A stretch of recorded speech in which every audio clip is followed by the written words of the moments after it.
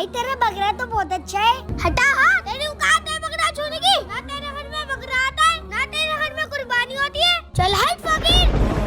पापा इन गरीब को समझा लो, ये मेरे बकरे से नहीं बोले। अरे क्यों रे, अपने लड़ने को बकरा क्यों नहीं ला के देता? ये खामा मेरे बच्चे को परेशान करता है। मैं इसको समझा दूंगा। पापा हम लोग भी कुर्बानी करवाएंगे, मुझे भी बकरा ला कर दो। बेटा मैं भी चाहता हूँ कि कुर्बानी करवाऊं, लेकिन मेरे पास इतने पैसे नहीं है कि तुझे बकरा ला कर दे सकूं। या अल्लाह इस गरीब बाप की इज्जत रख ले और मेरे बेटे को बकरा दे दे।